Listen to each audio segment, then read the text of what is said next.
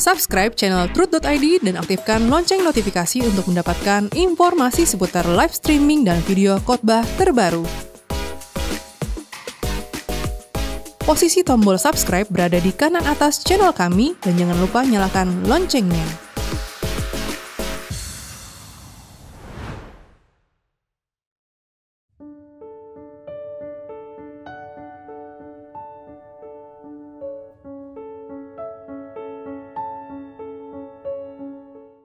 Mental health matters. Masalah mengenai kesehatan mental sedang sangat dibutuhkan. Sebagai pendeta, saya dulu tidak mengerti pentingnya kesehatan mental ini. Fokus saya lebih kepada kesehatan rohani yang terkait dengan kuasa kegelapan. Dari muda saya dikenal sebagai pelayan Tuhan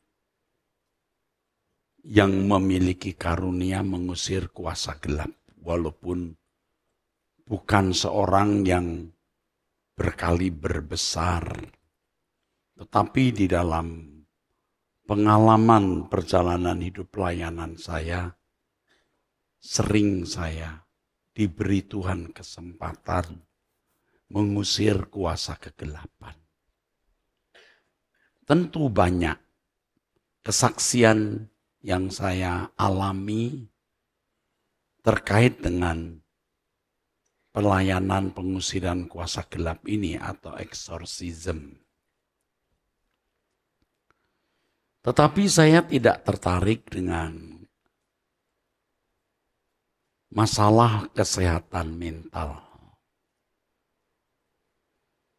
Mungkin juga saya waktu belum sedewasa sematang hari ini, semua gejala jiwa selalu dikaitkan dengan kuasa kegelapan. Atau sedikit-sedikit kuasa kegelapan, sedikit-sedikit setan, sedikit-sedikit iblis.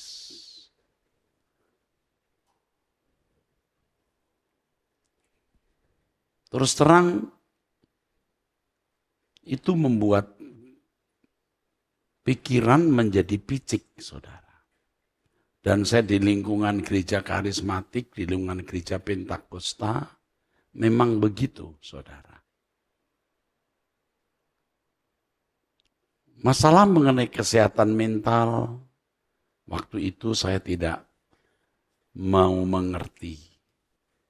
Sampai suatu hari anak saya terkena depresi. Saya berhadapan langsung dengan kasus ini. Walaupun memang di dalam perjalanan pelayanan saya sudah bertemu juga dengan masalah kesehatan mental, saudara. Ya. Sudah berkali-kali mengusir kuasa gelap. Maksud saya mengusir orang yang saya kira itu gejala fenomena kuasa kegelapan. Tapi ternyata tidak bisa. Sebab ini masalah kesehatan mental. Tetapi saya masih saja tidak memberi perhatian yang proporsional terhadap masalah kesehatan mental atau kesehatan jiwa ini. Sampai saya berhadapan langsung dengan kasus ini. Padahal beberapa kali saya membaca berita resmi yang bukan hoax, indeks yang meningkat, grafik yang meningkat dari remaja yang bunuh diri. Khususnya di Korea dan Jepang. Sulit dimengerti di sebuah negara yang sudah bukan lagi berkembang tapi termasuk maju dan makmur. Tetapi remaja pemudanya melakukan praktek bunuh diri ini, saudara.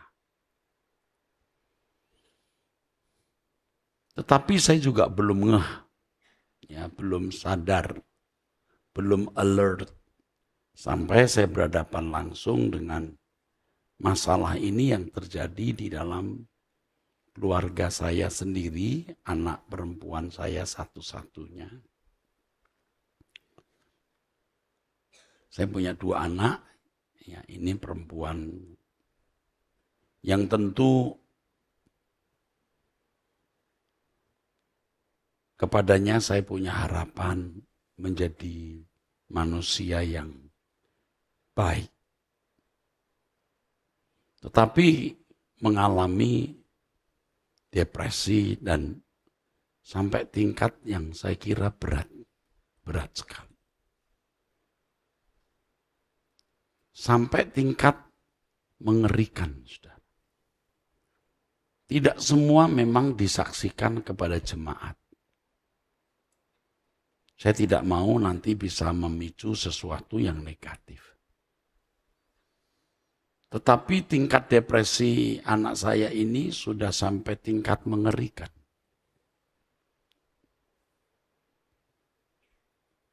Menjunjung tinggi kejujuran, kata mengerikan ini tidak saya hiperbola atau tidak saya buat-buat.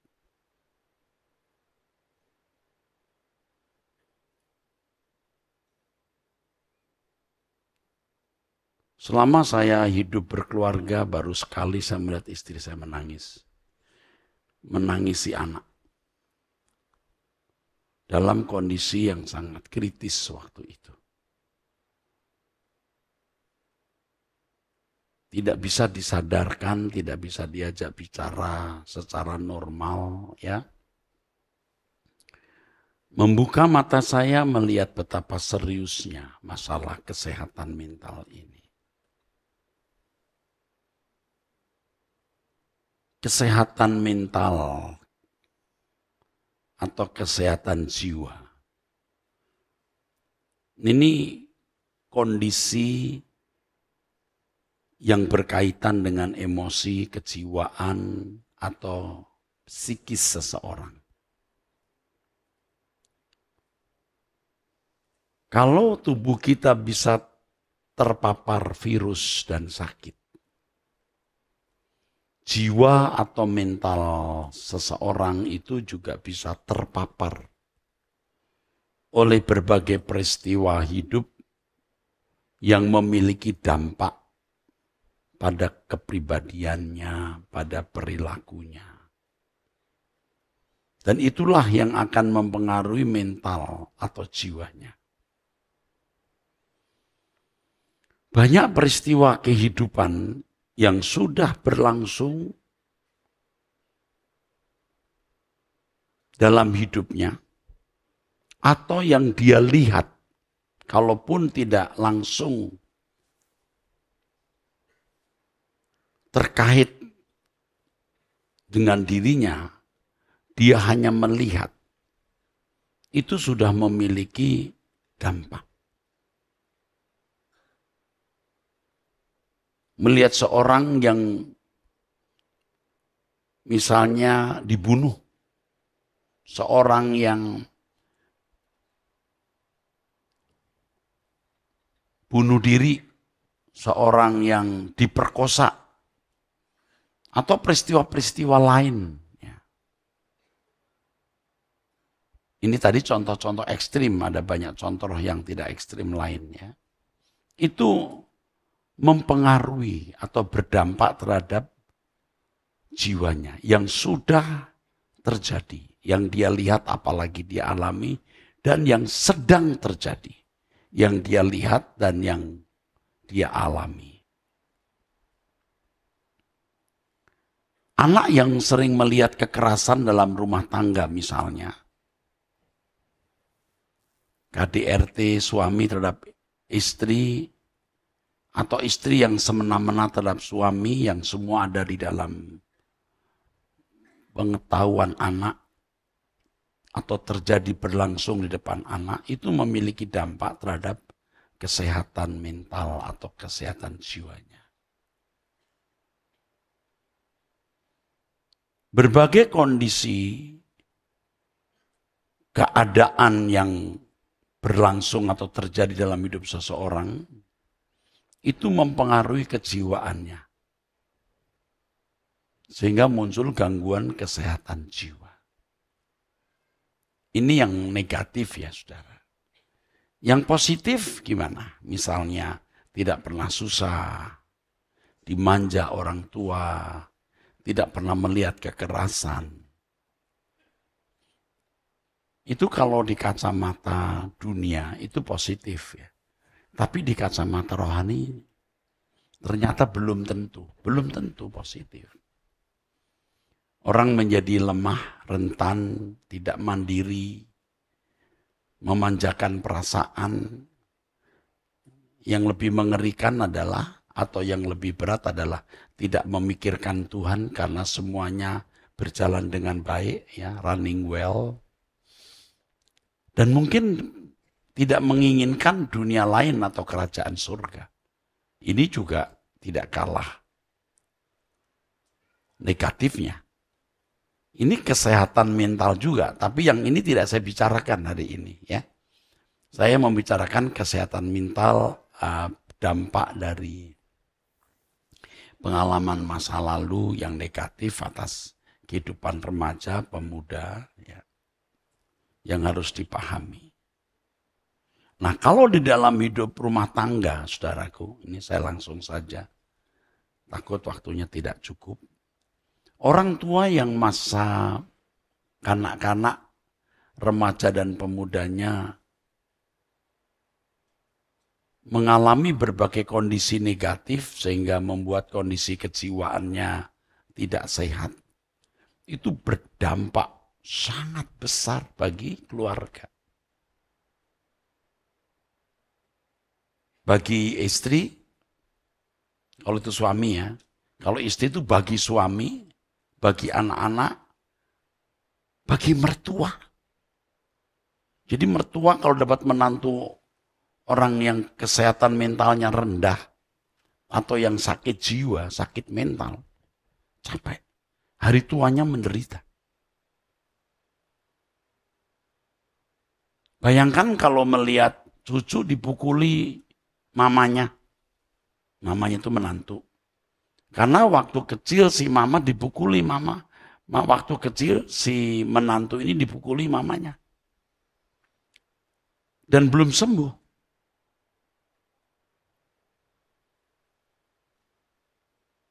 Coba bayangkan kalau seorang bapak, seorang ibu melihat anak gadisnya dipukuli suami.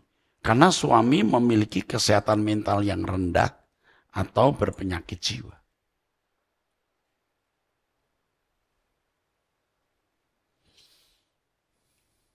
Jadi dampaknya besar sekali untuk keluarga, pasangan hidup, anak, mertua. Wah, kalau anak-anak udah pasti, saudara, yang berdampak paling besar.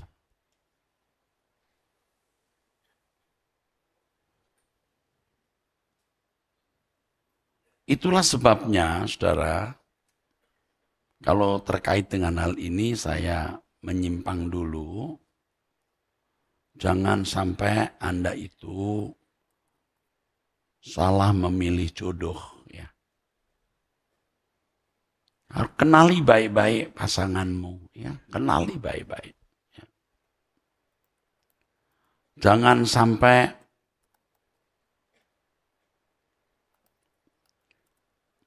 Anda bertemu dengan pasangan yang kesehatan jiwa mentalnya itu rendah atau sakit jiwa. Ini mengerikan.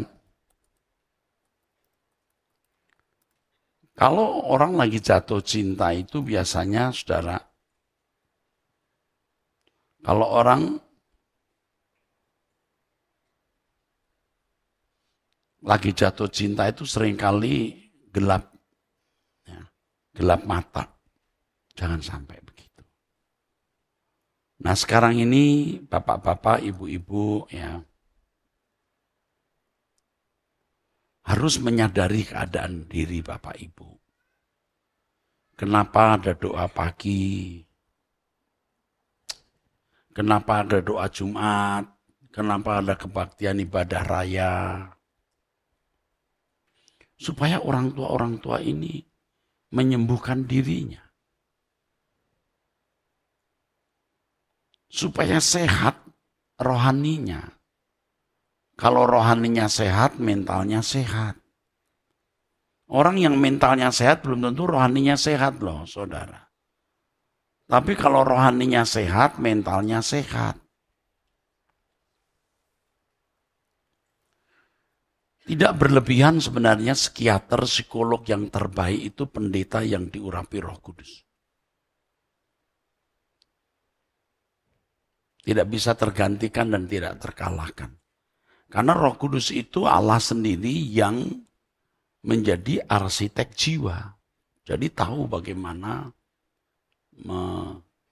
menyembuhkan jiwa.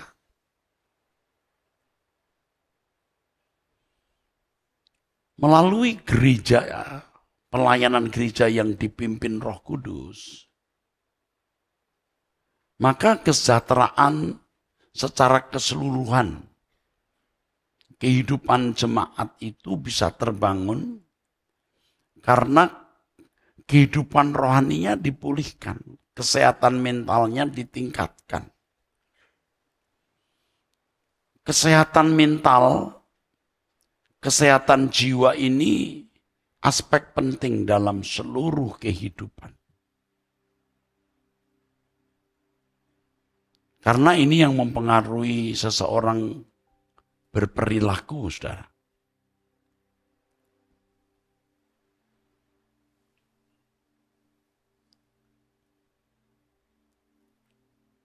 Jadi gereja harus bisa menuntun, membimbing umat memiliki pertumbuhan kedewasaan rohani, sehingga mentalnya pun juga menjadi sehat. Dan kalau mentalnya sehat, Bapak Ibu, saudara-saudara, maka sebagai orang tua, ini bagi orang tua, dia akan membangun manusia yang bermental sehat pada anak-anaknya. Orang tua yang mentalnya tidak sehat, anaknya belum tentu sehat loh mentalnya. Karena pengaruh dunia bisa lebih kuat. Lewat gadget apalagi yang menjadi teman sehari-hari. Apalagi kalau mental atau jiwa orang tua tidak sehat, pasti rusak sudah. Dan dunia akhir zaman ini dunia yang kesehatan mental manusia menjadi makin rusak. Kalau kita membaca Injil Matius pasal 24, saudara, ya, ayat 12 dan 13, ya, kasih kebanyakan orang menjadi dingin. Ya, makin bertambahnya kedurhakaan, maka kasih kebanyakan orang menjadi dingin. Tapi orang yang bertahan, endurance, sampai pada kesudahannya akan selamat.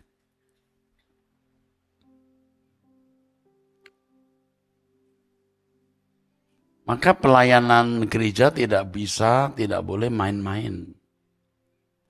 Artinya bukan hanya menyelenggarakan kebaktian, pendeta khotbah, tidak boleh. Tidak akan sanggup ya menyelamatkan jemaat. Pendeta harus betul-betul berjalan dengan Tuhan dan menjadi wakil Tuhan waktu dia bicara, waktu dia berdoa. Dan kebaktian harus dihadiri oleh Roh Kudus sehingga jemaat benar-benar tersentuh. Gereja tidak boleh takut dengan berbagai kegiatan yang itu akan mempertaruhkan tenaga, pikiran, dan uang. Seperti doa pagi misalnya. Ini kan pertaruhan, saudara. Doa pagi, doa puasa. Itu pertaruhan.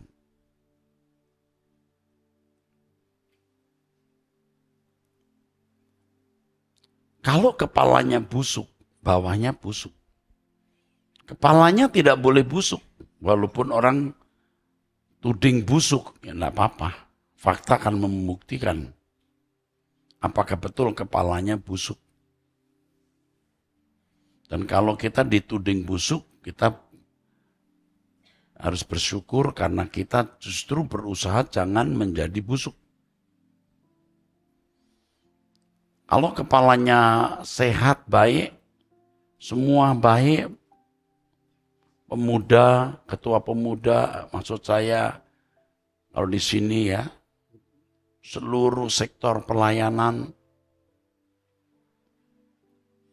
benar-benar dipimpin Roh Kudus, remaja-remaja terpelihara. Ya. Saya juga mendengar bagaimana remaja-remaja itu tidak suka kebaktian. Ada yang sementara kebaktian main gadget atau sengaja menunjukkan ketidaksukaannya. Sebenarnya dia tidak ingin kebaktian, orang tua yang suruh dia kebaktian. Ya dia duduk di situ saja, lalu pemberontakannya kepada orang tua dilampiaskan ke pembina, mentor, main. Ya. Dia pikir di gereja ini tuh orang gak akan kasar sama dirinya, gak akan diusir.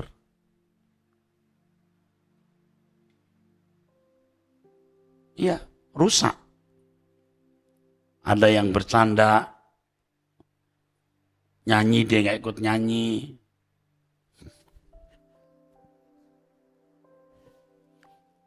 Apalagi yang sombong-sombong.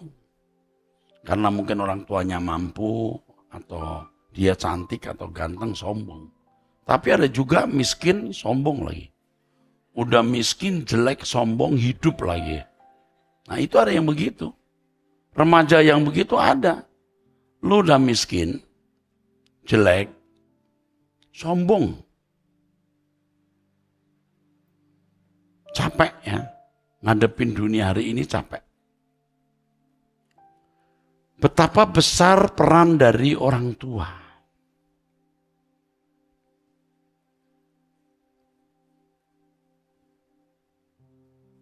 Ada beberapa kondisi yang bisa membuat seseorang itu mengalami kesehatan jiwa ya. Tadi saya sudah kemukakan pengalaman masa lalu, ya. Tetapi secara khusus oleh kausalitas ekstrim seperti kecelakaan, gangguan pada otak, itu juga bisa membuat orang bisa bermasalah.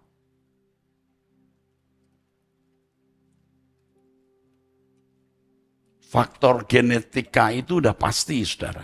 Kalau bapaknya tukang kawin, anaknya tukang pacaran. Bapaknya tukang pukul, anaknya tukang tawuran. Ibunya itu galak, anaknya sulit nggak galak. Kadang-kadang ibu galak, bapak enggak galak. Anaknya tinggal lebih banyak gen mana gitu. Kalau gen mama pasti galak. Kalau gen papa kurang galak. Bisa setengah-setengah, jadi setengah galak.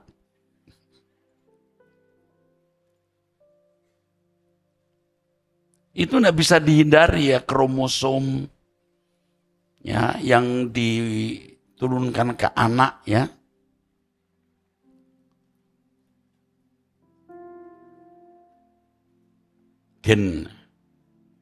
Gennya sudah buruk. Orang tua gennya buruk. Orang tua tidak sempat, tidak bertumbuh dewasa.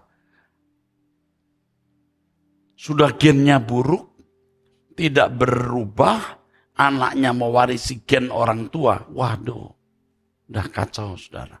Rusak. anak melihat kekerasan rumah tangga, ya, mengalami pelecehan. Hati-hati ya, punya sopir yang selalu mengantar anak gadisnya atau anak perempuannya. Bisa terjadi hal-hal yang tidak kita ingini. Ini banyak hal, saudara, waktunya nggak cukup. Seperti misalnya orang tua yang diskriminatif gitu ya, pilih kasih, lebih sayang si A daripada si B. Ya. Karena papa dulu waktu muda ingin punya anak laki-laki yang lahir perempuan. Nah itu juga kadang-kadang jadi tidak rela. Lalu ketika punya anak laki-laki yang perempuan tidak diperhatikan. Lebih konyol ya, pengen punya anak perempuan yang lahir laki-laki. Akhirnya anak laki-laki dipakein rok.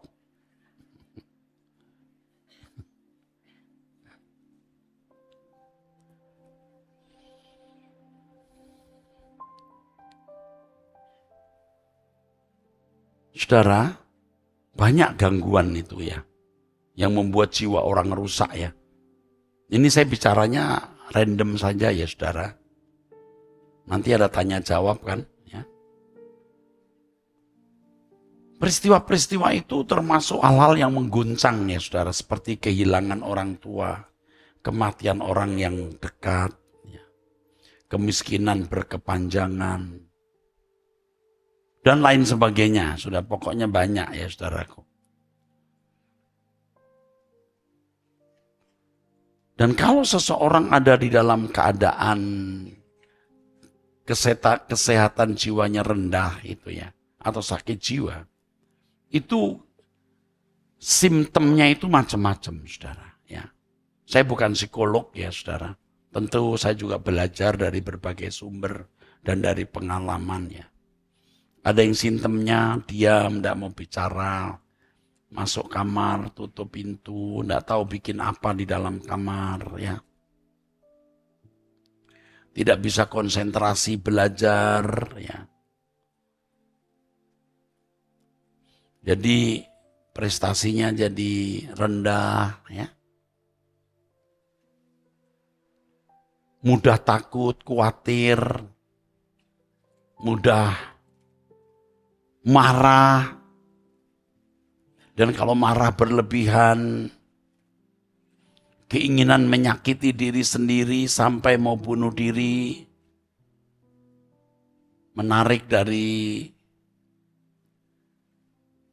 kegiatan sosial dengan orang lain, sampai tingkat delusi, berfantasi, jadi paranoid ya saudara. Sampai tingkat suka berteriak sendiri, kompensasinya maunya ribut dengan orang. Jadi hati-hati ya kalau di jalan ada orang yang masalah sedikit saja dia sudah ngamuk. Jangan ladenin. Jangan ladenin. Kita naik mobil diserempet motor, dia nyerempet, dia nengok masih gini. Loh, dia yang nyerempet. Kita baik-baik dia dong. Dia noleh dia gini. Untung kita gini.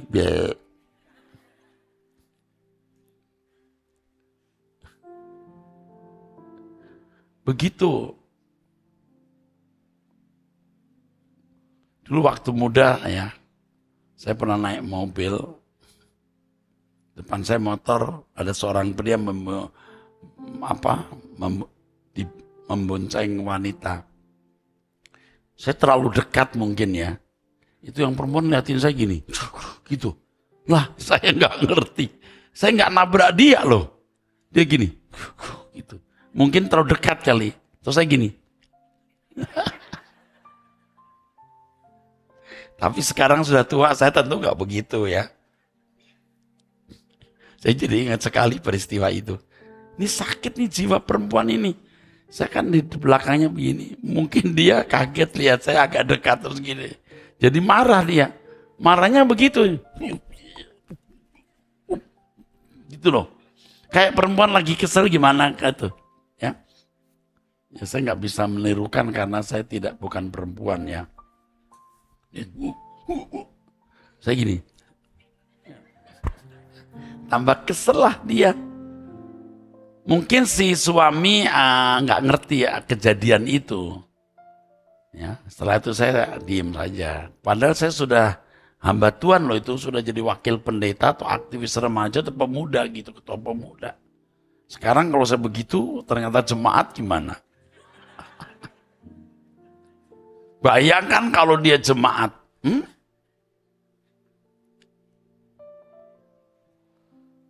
Nah ini dia ya saudara-saudara. Itu ya kalau kesehatan mentalnya terganggu itu tadi ekstrimnya itu sampai mau menyakiti diri. Dan dia sengaja ditunjukkan ke orang yang kepadanya dia memberontak. Orang tua misalnya mau bunuh diri ya. Itu macam-macam, ada mudah bingung, pelupa, tadi tidak konsentrasi. Ada yang makannya banyak. Jadi ketika dia depresi itu makannya banyak. Kalau ditegur, sakit, marah dia. Hati-hati ya orang tua kalau anak makan banyak. Hati-hati. Benar, dia tersinggung. Pakai cara yang bijak dan minta pimpinan Roh Kudus. Misalnya makan banyak dari ini. Kamu makan banyak banget sih. Nggak usah. Apalagi nasinya diambil. Itu bikin sakit hati. Yang diobati bukan selera makannya, mentalnya yang harus diobati. Kadang-kadang kita pakai bahasa halus pun bisa tersinggung. Misalnya begini. Nah, kamu kalau lebih kurus cantik loh. Itu aja tersinggung loh. Dia bawa makanan, terus saudara begini. Ngeliatin makanannya gini. Dia bisa banting makan di depan saudara. Buah! Makan nih. Dia sakit mentalnya. Jadi simptomnya itu macam-macam saudara. Ya, nanti kalau ada waktu lebih panjang secara sistematis saya bisa memberitahu karena waktu saya 45 menit. Setelah itu nanti saya ada tanya jawab. Belum lagi kalau kalau perempuan maunya pacaran sampai mencari laki-laki memuaskan libidonya. Waduh, udah rusak. Kalau laki-laki mencari kepuasan libido, merokok, alkohol, ya, macam-macam. Ada juga karena kesehatan mental terganggu, tidak ada gairah seks, sebaliknya. Pokoknya sudah meleset, saudaraku. Maunya tidur terus. Jangan dimarahin. Ini masanya bukan soal tidurnya, mentalnya. Jangan saudara berkata, "Hai, Putri tidur." Dia tersinggung. Tidak boleh begitu. Ya.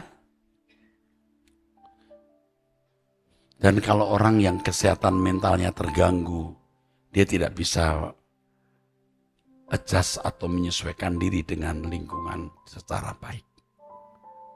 Orang-orang yang kesehatan mentalnya kurang itu tidak mampu memahami orang lain. Bahkan ya Bapak Ibu ya.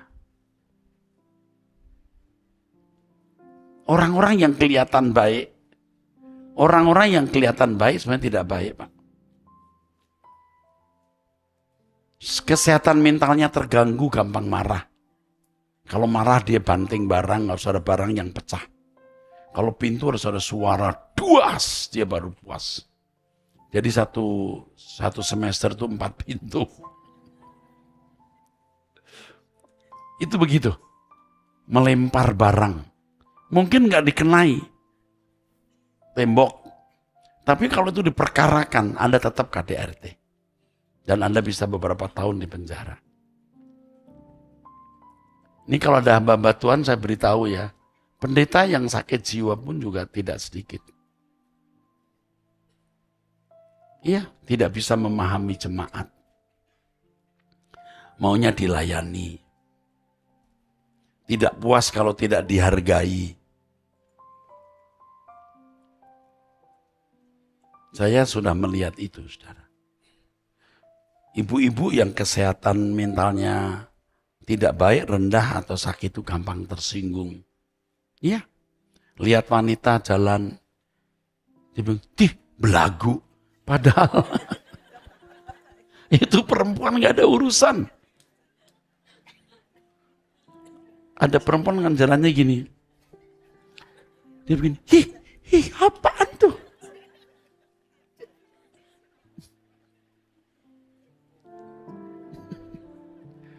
Mengerti?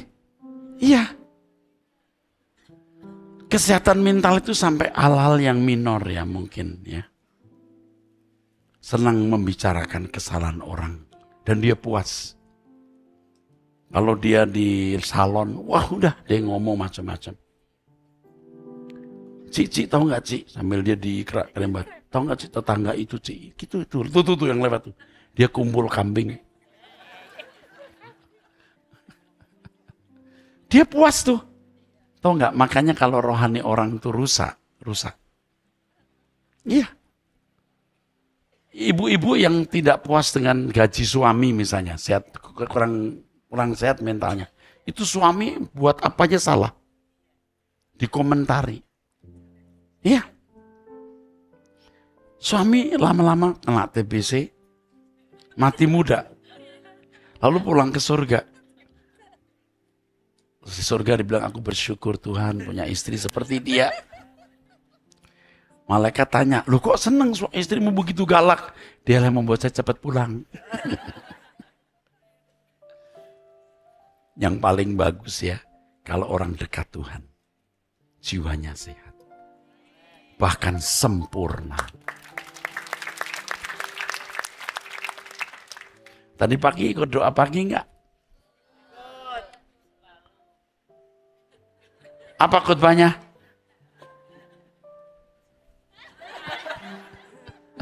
Ayo khotbahnya apa? Hah? Orang yang bertemu Tuhan, cirinya satu. Seperti Tuhan. Makanya saya berkata, yang paling banyak nipu itu STT dan pendeta. Tapi tentu tidak semua STT dan pendeta. Mereka itu juru bicara Tuhan, sumber kebenaran yang dianggap sumber kebenaran. Tapi kalau semua serba ilmu, jemaat nggak berubah.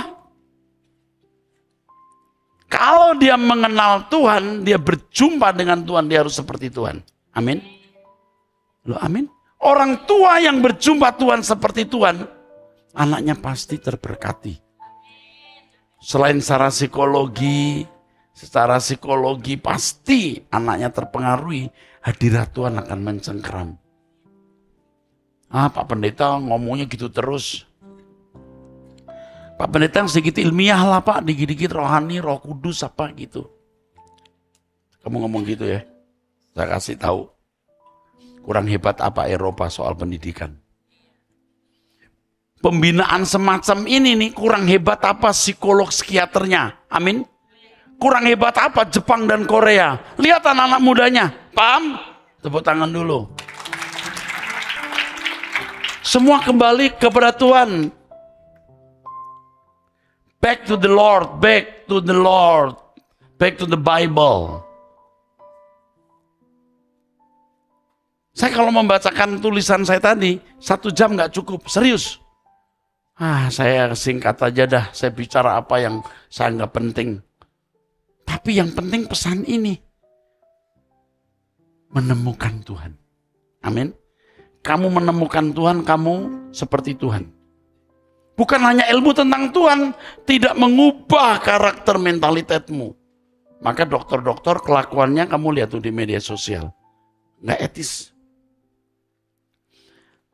Saya kasih tahu satu hal ya. Kalau Anda berdoa ketemu Tuhan, kalau ketemu Tuhan, seakan-akan kamu nggak punya pengetahuan tentang Dia. Seakan-akan. Blank aja. Tuhan baru mengajarkan dirinya siapa. Untukmu. Siapa Tuhan untukmu. Siapa Tuhan untukmu. Maybe different. Sesuai dengan karakteristik saudara.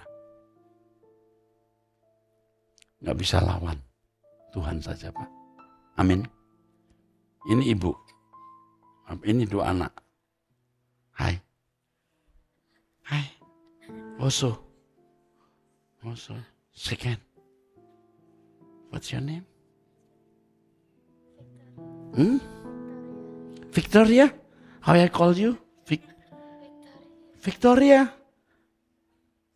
As usual, someone call you Victoria or Ria or Victor. Kamu dipanggil siapa? Biasanya teman bisa panggil Vicky atau Victoria. Vicky? Kamu siapa namanya?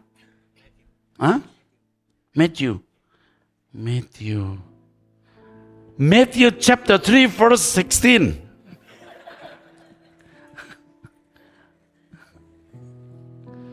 Baik-baik loh anakmu ini.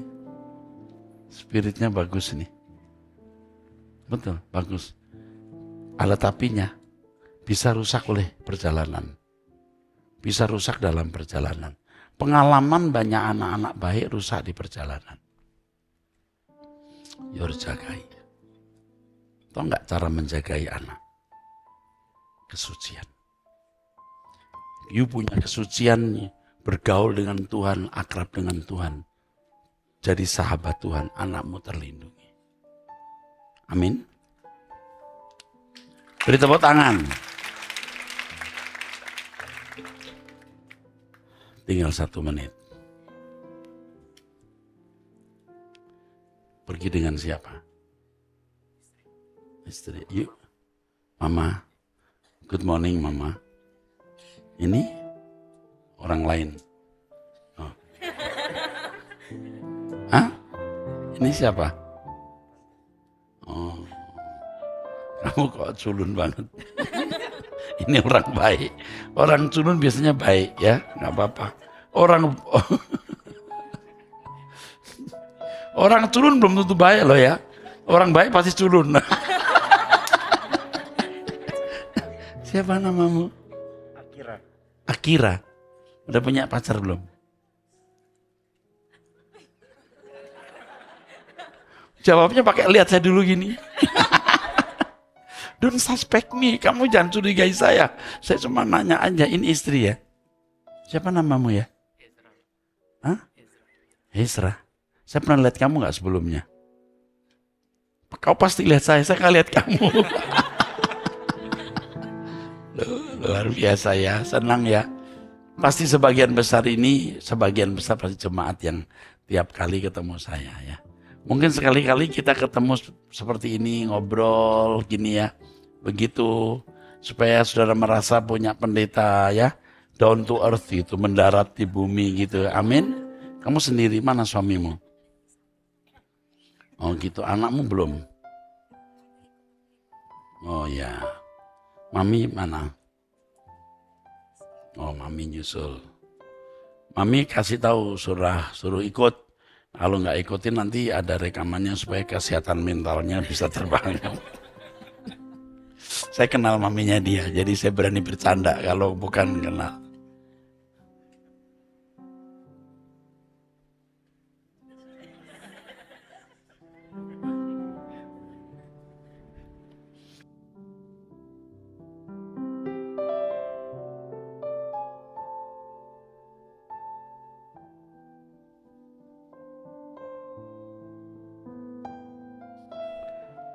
Waktunya habis karena ini saya di bawah kekuasaan panitia. Saya di bawah otoritas panitia. Walaupun saya bisa memberontak dan mereka tidak berani melawan saya. Tapi saya tidak berani karena bisa merusak acara berikut ya. Samuel, are you alone? Okay. Ibu, ini siapa? Oh. Smile. Dia smile-nya bagus loh. Kayak teh digabung, set.